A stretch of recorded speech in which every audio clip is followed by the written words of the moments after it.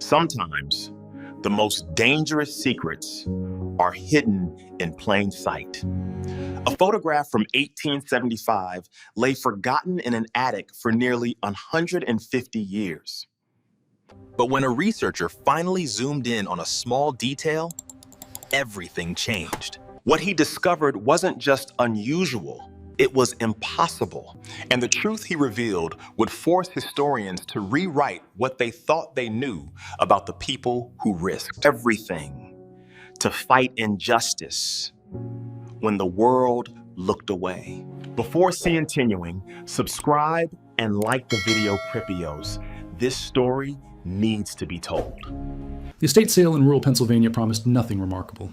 A modest farmhouse built in 1868 belonging to a woman with no living relatives was being cleared before demolition. Marcus Rivera, a furniture restorer from Philadelphia, arrived searching for antique pieces. What he discovered in the attic would consume the next 8 months of his life.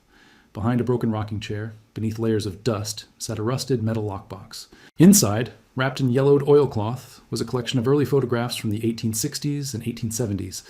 Most showed stern-faced families frozen in time, typical of the era. But one image stopped Marcus completely. 6 people stood before a simple wooden farmhouse. The parents wore formal 1870s clothing, the father in a dark suit with watch chain, the mother in a high-collared dress. 3 white children stood between them, ages ranging from perhaps 5 to 12. And beside the eldest daughter stood a black child, no more than 8 years old, wearing clothing identical in quality to the others. His hand rested naturally on the girl's shoulder. He wasn't positioned at the frame's edge or slightly behind. He stood fully integrated, as central as any blood relative. Marcus understood immediately why this was extraordinary. In 1875, during the violent backlash against black freedom and the rise of Jim Crow, photographs showing this kind of racial integration simply didn't exist in private collections. This suggested something far more complex than a simple portrait. That evening, Marcus photographed the image and began examining it on his computer. He zoomed in methodically, the weathered house, the formal clothing, each face. Then he focused on the black child's left sleeve. There, embroidered just above the cuff, was a small geometric pattern. 3 interlocking diamonds, each containing a star, with lines extending outward like compass points.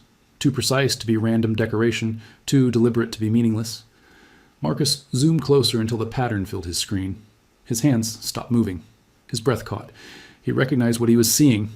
This photograph wasn't just a family portrait. It was a confession, a declaration, a piece of evidence that would unlock a story of extraordinary courage hidden for nearly 150 years. Marcus spent the entire night searching digital archives and academic databases.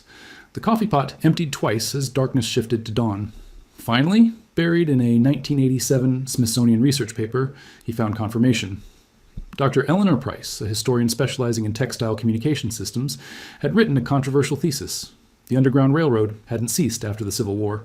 Instead, the network evolved throughout Reconstruction, helping formerly enslaved people escape escalating violence, reunite with separated families, and reach safe communities.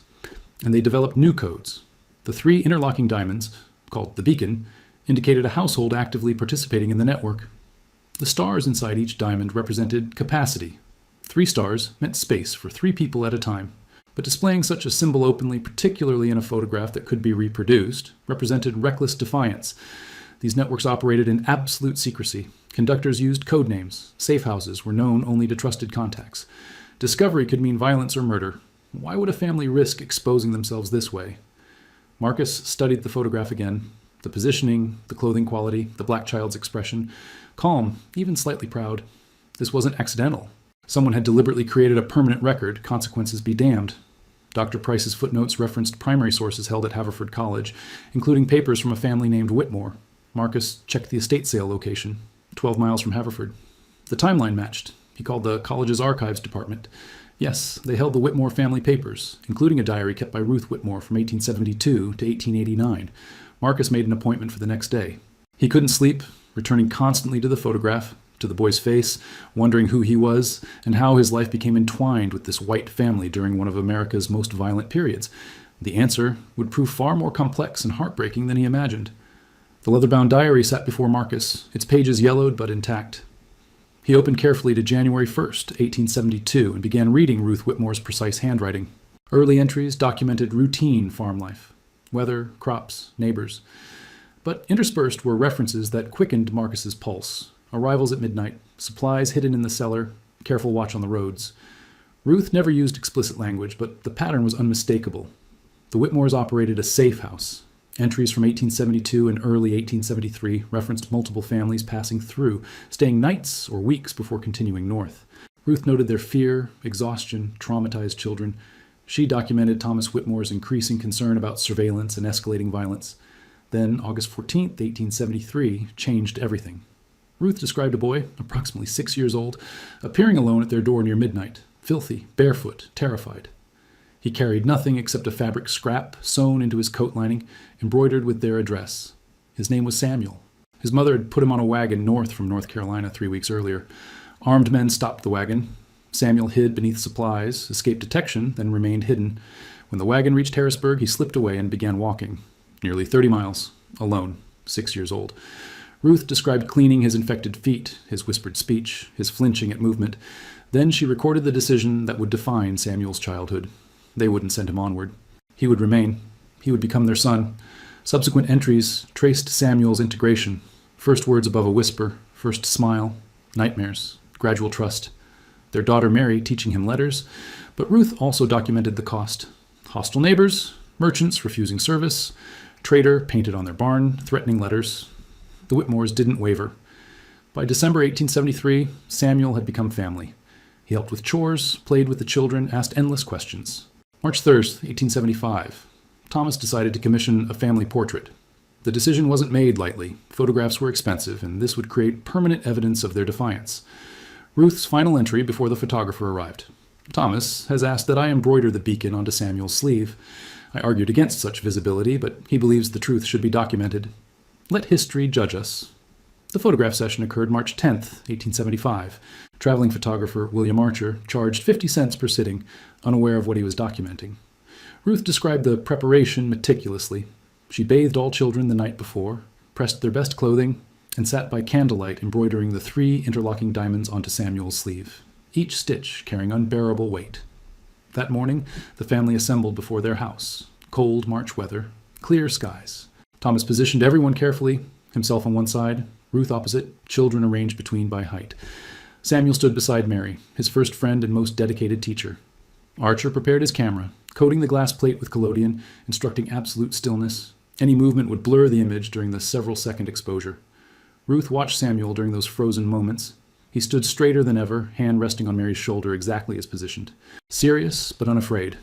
For those seconds captured in chemistry and glass, he looked like what he'd become, a child who belonged. 2 weeks later, Archer delivered the photograph. He made no comment about the family's composition. Either he didn't notice or understood silence was the price of business in divided communities. Thomas immediately framed it and hung it in the parlor, visible to anyone entering. A statement, a challenge, a declaration made visible, but consequences came swiftly. Within days, men from town appeared at the farm, shouting accusations from the road, betraying his race, corrupting his children, defying natural order. They promised a reckoning. Thomas stood on the porch, rifle visible but not raised, and told them to leave. Violence arrived gradually. Cut fences, trampled crops, their horse found dead with its throat cut. No proof, but everyone knew. Through it all, Ruth documented Samuel's growth, fluent reading, helping repair fences, questions about his mother, where she might be, whether she was alive, if she thought about him. These questions haunted Ruth.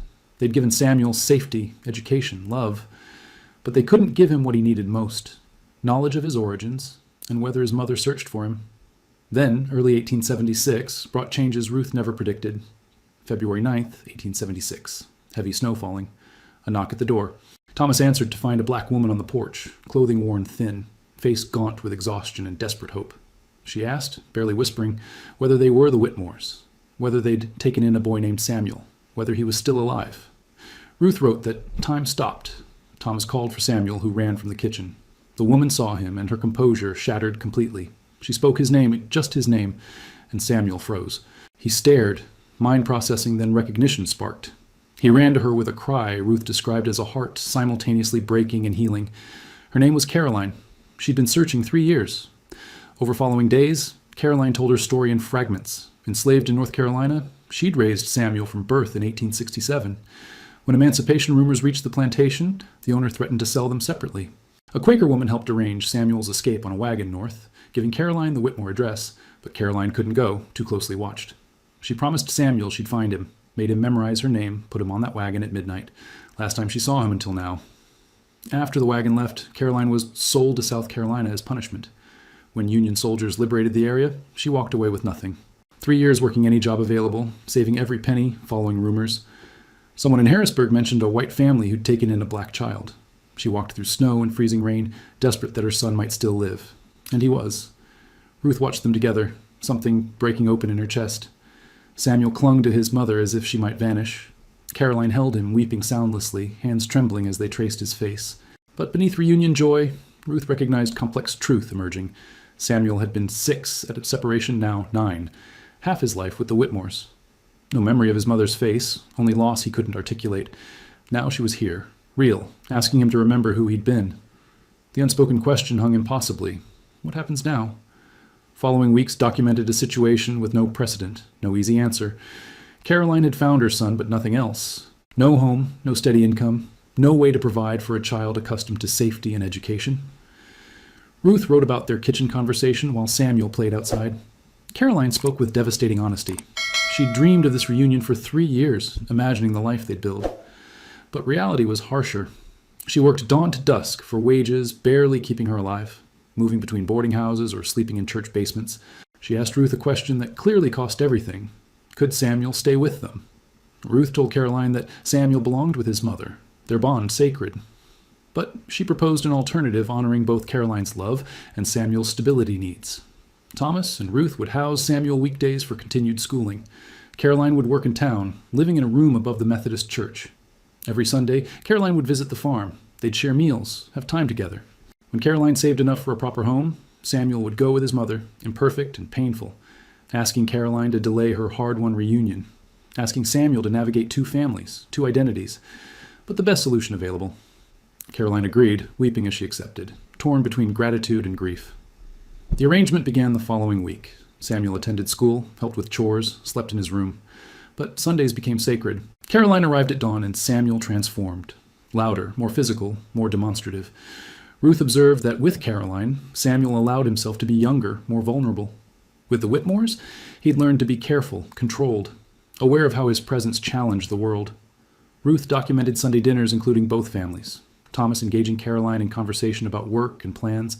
Mary teaching Caroline to read with gentle patience. Younger Whitmore children accepting Caroline's presence naturally. Months passed. Small victories. Caroline's promotion to head laundress, earning cottage rent. Samuel's mathematics progress. Gradual easing of community hostility. Not acceptance, but grudging tolerance from the family's stubborn refusal to leave. Early 1878, Samuel asked whether he could have 2 mothers, whether loving Caroline meant he couldn't love Ruth, whether belonging to 2 families was possible. Thomas answered that love wasn't finite. Samuel's heart was large enough for everyone who cared for him. Family was defined by commitment and sacrifice, not blood. Samuel asked to call Ruth Mother Ruth and Caroline Mother Caroline. Both agreed immediately.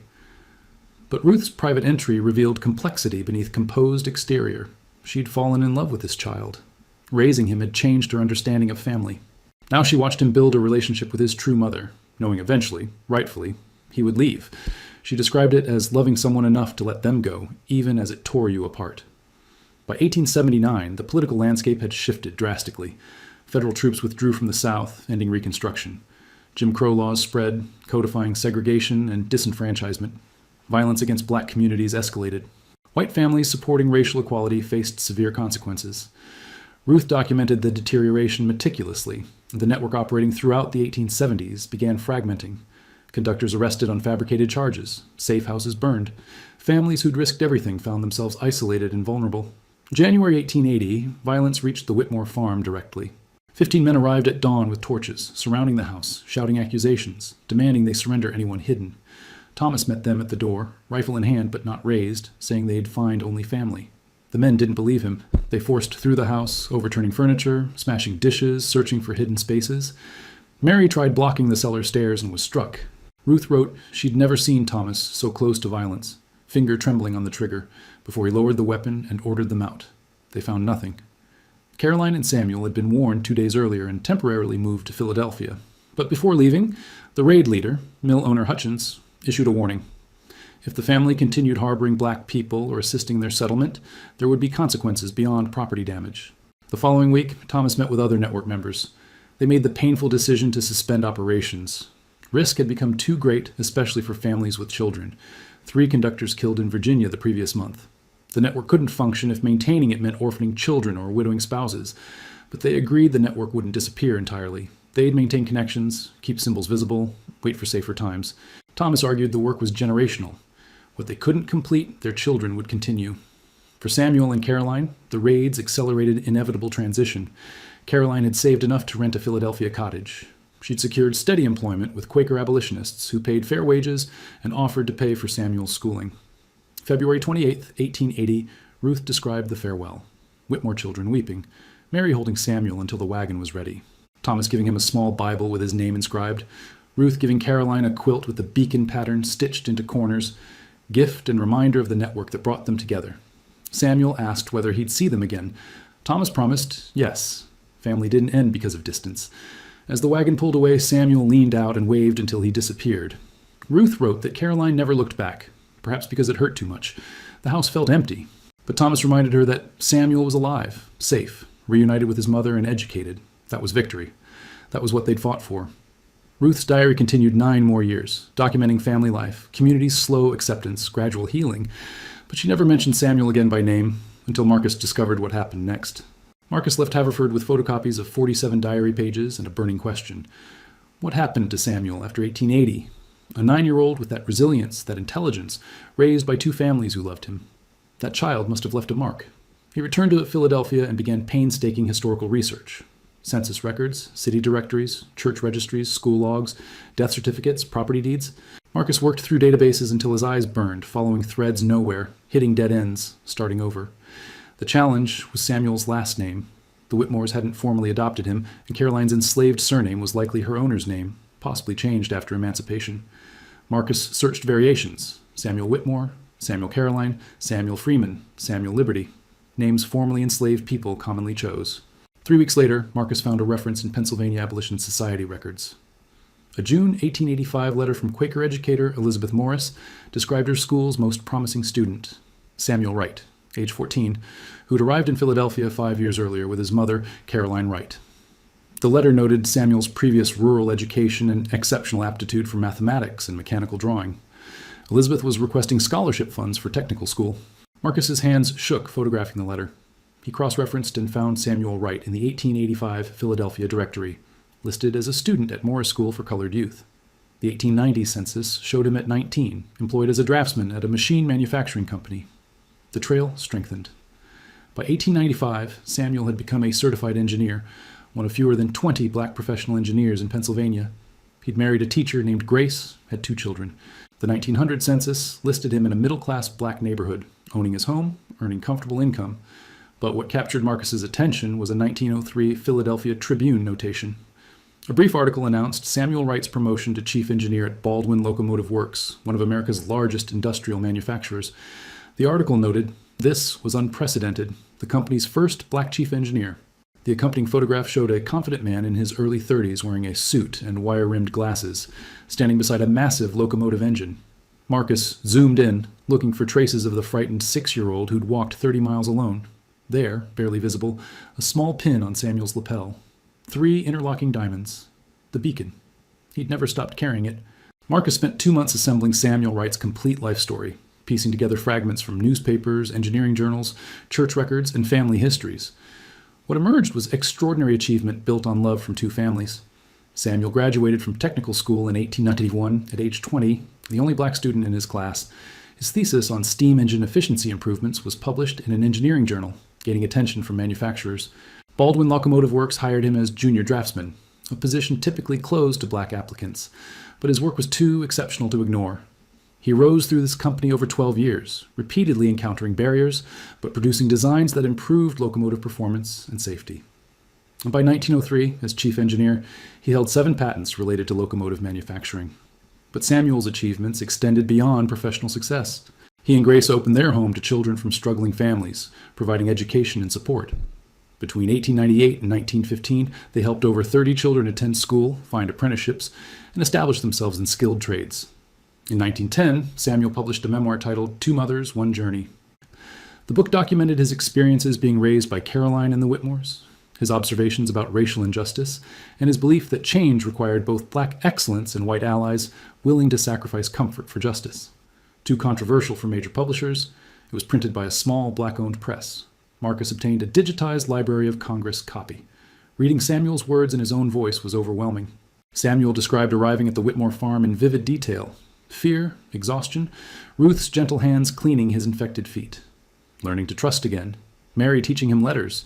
Thomas showing him fence repair, explaining that work done well was a form of dignity.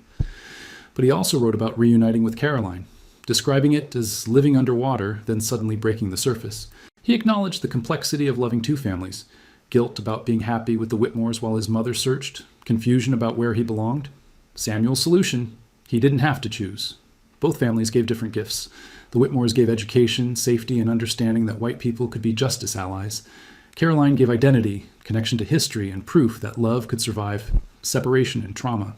He carried both gifts forward, using engineering skills to create opportunities for other black professionals while maintaining Whitmore family contact throughout his life. The memoir included letters exchanged between Samuel and Mary into adulthood, discussing politics, social change, shared memories. Samuel Wright died in 1932 at 61 from pneumonia. His Philadelphia Tribune obituary described him as a pioneering engineer, community leader, and living example of black American achievement when given opportunity. Hundreds attended the funeral, including 3 Whitmore family grandchildren. Marcus sat with this information for days, emotionally exhausted and profoundly moved. But one question remained. What happened to the photograph? How did it end up in that attic, seemingly forgotten? The answer led to the final puzzle piece. The estate sale had been for Dorothy Hughes, who died at 87 with no living children. Marcus obtained her death certificate and traced her family lineage backward. Dorothy was born Dorothy Whitmore in 1936, great-granddaughter of Thomas and Ruth, descended through their daughter Mary. The same Mary who'd taught Samuel to read, defended him during the raid, maintained lifelong correspondence with him. The house being demolished had been Mary's house, built in 1868 and passed through her family line. Dorothy was the last living descendant. The photograph had traveled from the original Whitmore farm to Mary's house after Thomas and Ruth died, kept as a family treasure for generations. But somewhere along the way, its meaning was lost. Dorothy's children, interviewed after Marcus contacted them, knew nothing about Samuel or the family's abolitionist activities. The photograph had become just an old picture, tucked away and forgotten, its radical message invisible to people who'd never learned to look for it. Marcus made a decision. He contacted Samuel Wright's descendants, still living in Philadelphia, and arranged a meeting. The gathering occurred on a Sunday afternoon in March 2024, almost exactly 149 years after the photograph was taken. Samuel's great-great-grandson, James Wright, a high school history teacher, opened his home's door. 15 family members had assembled. Marcus placed the photograph on the table. Profound silence settled. James Wright picked it up carefully, hands trembling. He'd heard stories about Samuel growing up with a white family, but never seen proof.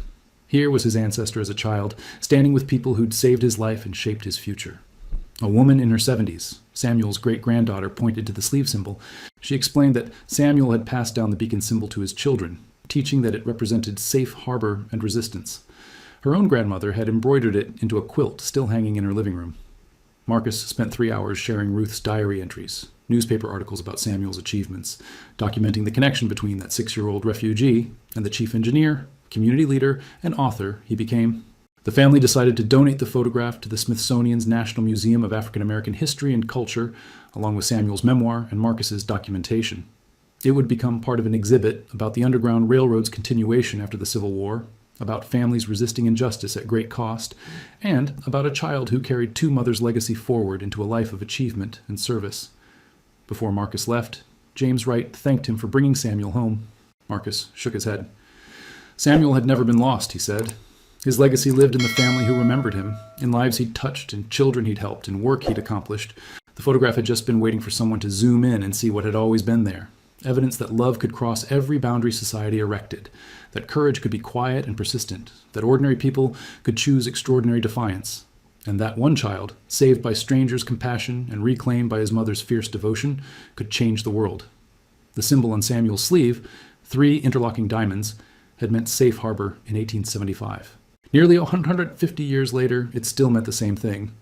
A reminder that in darkest times, some people choose to be light, and their choices echo forward, generation after generation, long after photographs fade and names are forgotten. Some secrets aren't meant to stay hidden. Some stories demand to be told. This was one of them.